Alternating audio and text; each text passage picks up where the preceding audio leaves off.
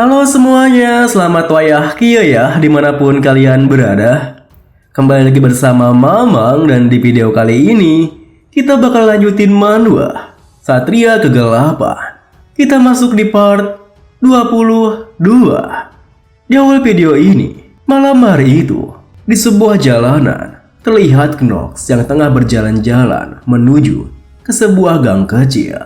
Saat itu ia berpikir, banyak player yang telah memainkan banyak game memiliki sentimen yang sama. Anggapan bahwa ada garis tipis antara protagonis dan villain utama. Aku juga setuju dengan ini. Kedua hal itu seringkali ditumpang tindih dalam berbagai aspek karakter mereka. Kecuali bos yang memang jahat, sebagian besar villain dalam karya-karya terbaru itu mengalami trauma masa lalu atau menjalani kehidupan yang tidak menguntungkan. Hal ini juga berlaku untuk protagonis. Singkatnya, setiap villain punya kisahnya tersendiri. Itu adalah intinya. Orang-orang secara alami terkesima oleh villain seperti itu. Tentu saja, bukan berarti hero dan villain itu sama. Bagaimanapun, villain tetaplah villain. Mereka tak bisa menjadi protagonis. Setidaknya dalam konteks permainan, satu-satunya cara bagi villain untuk bertahan hidup di dunia yang hancur tanpa hero adalah untuk mengambil peran sebagai hero dan villain. Tak berselang lama, Knox pun telah tiba di sebuah gang sempit yang mana merupakan tujuannya. Sembari mempersiapkan sihirnya, Knox berpikir, ya, aku tidak tertarik untuk mempertaruhkan nyawaku, tapi ini adalah satu-satunya cara untuk mendapatkan apa yang aku inginkan. Faksi villain terbesar di Inner Lunatic menyatukan mereka yang mendukung kejatuhan keluarga kerajaan. Mereka bernama Lunatic. Dengan begitu, Knox pun yang telah menggunakan sihirnya kini menuju ke sebuah bar rahasia, tempat di mana ia akan menuju ke Lunatic. Sementara itu, di sebuah ruangan Akademi Lydian, terlihat para instrukturnya dan juga Dekan Noah yang tengah rapat bersama. Namun, meskipun sang Dekan Noah telah menjelaskan masalahnya, para instrukturnya nampaknya masih belum mengerti masalahnya. Hingga seorang instruktur di sana berkata pada rekannya, "Ini tidak akan berbahaya kan? Kau tidak tahu apa-apa." Rekannya membalas, "Andalah yang mengatur tes ini. Kesalahan apa yang Anda buat sekarang?" Tentunya perkataan rekannya membuat si instruktur itu kesal dengannya. "Sialan kau, aku tak melakukan apa-apa tahu." Di tengah gumuman mereka, sang dekan Noah yang juga merasa kesal kini menekankan apa yang kalian berdua lakukan. Ketika itu juga kedua instruktur itu tertawa canggung membalasnya, "Hahaha, tidak ada. Mari kita lanjutkan pembicaraan tadi. Sampai di mana kita tadi ya?" Namun sayangnya tingkahnya itu malah membuat sang dekan Noah semakin jengkel dengannya. "Kau belum mengatakan apapun kan? Aku sudah menjelaskan semuanya. Kalian tidak memperhatikannya dengan baik, bukan?" Mendengar hal itu, seorang guru di sana berkata, "Ya, jadi Dekan Noah mengatakan bahwa selama tes masuk ini, musuh yang mengancam akademi turun tangan." Sang Dekan Noah membalas, "Ya, benar. Tujuan dari para bajingan itu kemungkinan adalah runtuhnya Akademi Lydian, bahkan mungkin kejatuhan kekaisaran. Eleanor dari Valin mungkin hanya permulaan. Kau tahu kenapa mereka mengincarnya? Karena dia dikatakan sebagai bintang di dunia bisnis." Mendengar hal itu, seorang instruktur, sebut saja Pak Ungu, membalas, "Tentu saja perusahaan perdagangan Rivalin itu dioperasikan oleh keluarga Rivalin, mengontrol 70% barang yang didistribusikan di Kekaisaran Archive." Rekannya, instruktur botak, menambahi, "Jika musuh sengaja mengincar perusahaan Rivalin, pasti ada target lainnya." Sang Dekan Noah melanjutkan, "Benar, artinya kejadian ini adalah tantangan dan peringatan bagi akademi. Bersiaplah untuk kedepannya. Dengan serentak, para guru di sana beserta instrukturnya membalas, "Baik." Lalu, meskipun sempat beranjak dari kursinya, sang dekan Noah von Trinity kembali duduk lalu menuturkan, ada satu hal lagi. Ada orang yang sangat menarik." Mendengar hal itu, instruktur botak bertanya, "Seseorang yang menarik?" Sembari mengingat penyamarannya yang ia lakukan di ujian sebelumnya, yang mana memata-matai Knox. Sang dekan Noah menuturkan, "Benar, mungkin siswa dengan bakat yang paling luar biasa di angkatan ini." Tentunya perkataannya membuat instruktur Pak Ungu penasaran bertanya, "Tunggu, siapa itu?" Hingga ia berpikir, Noah von Trinity, salah satu dari 4 sek, mengakui bakat seseorang. Pengakuan ini belum pernah terjadi lagi sejak sang tuan putri. Namun di tengah keningan itu, sang dekan Noah von Trinity tersenyum bangkit dari kursinya berkata, "Namanya Knox von Trinhever." Sembari melihat kepergiannya, instruktur Pak Ungu berkata, "Knox, maksud Anda bocah playboy dan berandalan yang terkenal di keluarga Trinhever?" Sembari melangkah pergi, dekan Noah melanjutkan, "Benar, anak itu adalah, dia mungkin lebih kuat dariku." Setelah mengatakan itu, sang dekan Noah pun meninggalkan ruangannya yang langsung riuh, membuat mereka semua membicarakannya. Apa aku tidak salah dengar? Apakah mungkin berandalan itu? Kita beralih ke sebuah bar di mana Knox bertiba di sana. Melihat kedatangannya seorang pria di sana, pegawai bar tersebut yang merasa aneh langsung bergumam, "Woi, apa yang dilakukan seorang bocah di sini? Tersesat kah?" Dikala pria itu menatapnya, Knox pun yang juga menatapnya berpikir, "Carry on ya. Sepertinya dia pemilik penginapan di sini." Tapi kenyataannya sedikit berbeda. Lalu Knox pun menghampiri Carrion berkata, "Bersulang untuk tolometer di bawah sinar bulan untuk kekaisaran." Mendengar hal itu, Carrion pun langsung membalasnya, di mana ia terdiam menatapnya terlebih dahulu.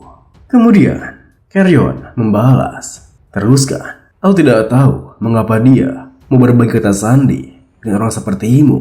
Melihat tingkahnya, Knox pun bertanya, "Apa kau tak mau memperkenalkan dirimu?" Carrion menimpali, "Aku Carrion. Begitulah orang-orang memanggilku." Kemudian Knox pun melangkah ke sebuah rak yang berisikan botol di sana. "Aku pergi." Lalu sembari memperhatikan posisi botol-botolnya, Knox berpikir, untuk mencapai markas lunatic, aku harus memecahkan kode ini. Dengan begitu, Knox pun memecahkan sebuah kode yang mana berisikan beberapa botol yang harus diangkat berurutan. Lalu, setelah terpecahkan kodenya, muncul sebuah aliran mana yang membuat Knox terkena magic tingkat tinggi hingga terjadi magical black slash untuk sementara waktu. Meski begitu, Trait Mana Sensitivity Genius tengah membersihkannya. Semua itu merupakan efek sebuah magic teleportasi. Di saat kemudian, Knox pun telah berpindah tempat di sebuah ruangan lainnya. Namun, baru saja Knox membuka matanya karena statnya yang rendah. Ia sedikit pusing karena statnya yang rendah. Tiba-tiba saja, ia dikejutkan ketika melihat ada sebilah pedang yang menusuk lehernya yang ternyata dipegang oleh seseorang berambut panjang kekuningan yang menatapnya dengan sangat tajam berkata, "Siapa kau?" Melihat wajahnya, Knox pun tak sengaja mengucapkan namanya, Luna, hingga seorang di depannya langsung menekan pedangnya yang membuat leher Knox tertusuk mengucur darahnya. Saat itu, Knox menenangkan dirinya berkata, "Pemimpin lunatik dan satu-satunya dari 3 Sword Master yang belum diketahui wajahnya. Aku datang untuk menemuimu." Mendengar hal itu, Luna yang merasa aneh dengannya juga waspada bertanya, "Kau tidak hanya menemukan markas rahasia, tapi ini tugasku juga. Aku bertanya sekali lagi, Siapa kau? Sembari mengangkat kedua tangannya, Knox membalas, Knox, Ponrenhever, saya ingin bergabung dengan lunatic. Sementara itu, di sebuah kamar, di jendelanya, terlihat Paracelsus yang tengah merenung tentang apa yang terjadi antara dia dengan Knox sebelumnya. Knox Ponrenhever, sepertinya dia tahu sesuatu tentang kematian Pak Tua Celsus itu.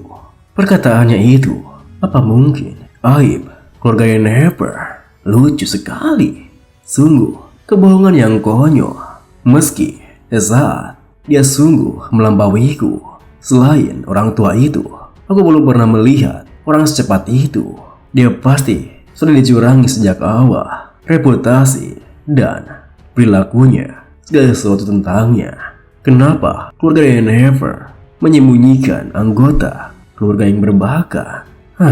Entahlah. Aku tidak tahu. Itu juga bukan urusanku. Aku akan menginjak-injak semua yang di depanku, terutama jika itu bangsawan. Setelah memikirkan semua hal itu, Paracelsus pun kini memejamkan matanya, berusaha tidur, melepaskan semua penatnya. Namun baru saja ia tertidur, ia bermimpi tentang gurunya, Pak Tua Celsus, yang mengatakan sang kaisar Esteban von Arkham kehilangan akal dan menjadi tiran. Hal itu menyebabkan kekuatan kekaisaran terpecah. Putrinya Penelope, yang dikenal sebagai putri yang baik hati, mengembangkan pengaruhnya dan menentang pangeran pertama. Kau harus memilih salah satu pihak untuk bertahan hidup. Masuk Akademi Elidian, pikirkan di pihak mana kau harus berdiri. Itulah tugas terakhirmu. Aku sudah memberitahumu segalanya. Maafkan aku karena aku pergi dulu. Meskipun mimpi awalnya hanya sebuah perkataan belaka, akhir mimpinya ia dikejutkan ketika melihat sosok bayangan hitam yang membunuh Pak Tua Celsus di depannya. Hingga ia pun terbangun dari tidurnya dengan terengah-engah. Tanda ini, jika kau mati, seharusnya kau pergi dengan wibawa. Kenapa orang yang sudah mati selalu muncul dalam mimpiku? Sialan. Kita kembali kepada Knox yang tengah ditodong oleh Luna, yang mana merupakan seorang manusia berumur 20 tahun. Elemen utamanya lunar, traits positifnya stubborn and martial artist genius, agresif serta mind's eye. Traits negatifnya cruel, crazy, berserk, dan agitated. Dengan statnya hot 27, magic 24, luck 4, will 25, charm 25.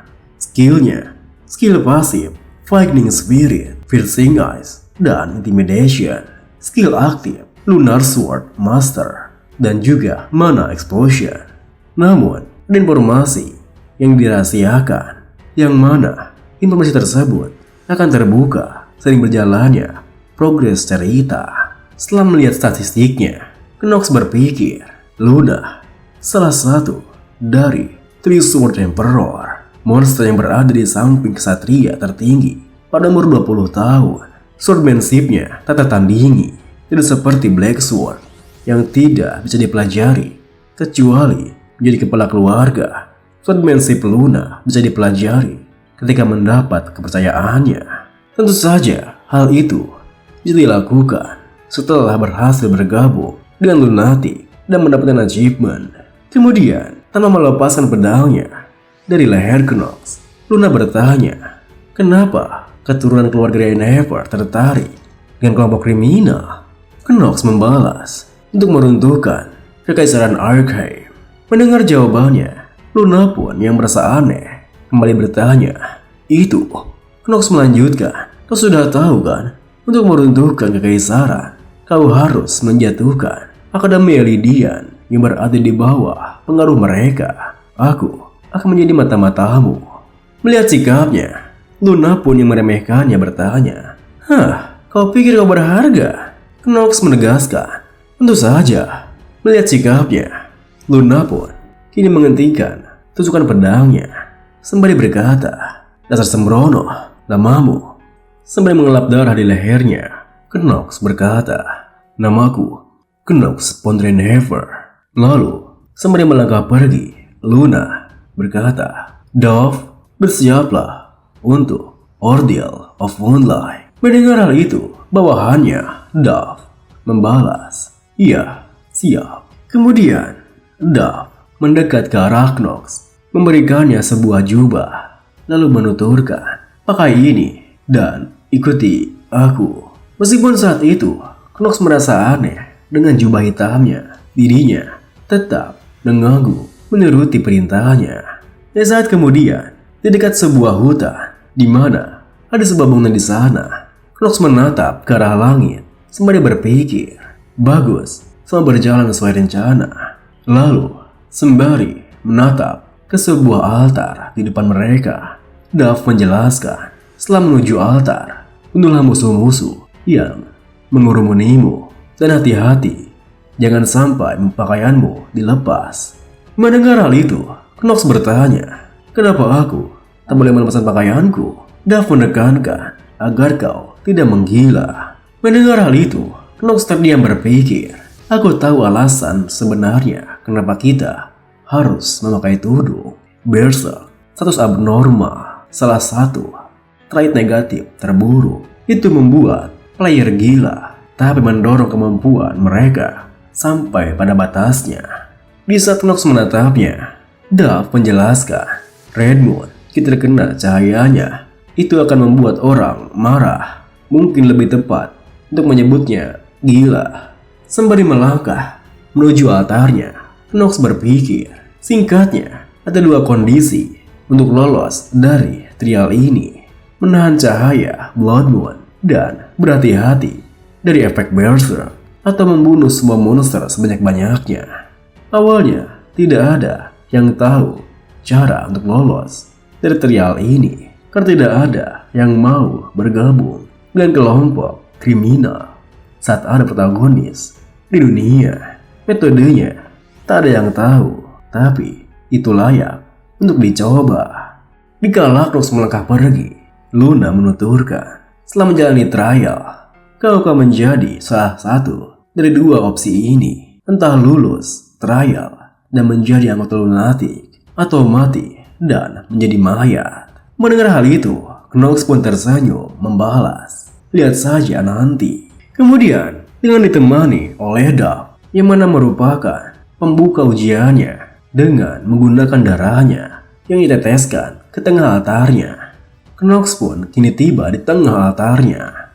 Lalu setelah altarnya menyala, Dove meninggalkannya, kembali ke posisi dekat Luna.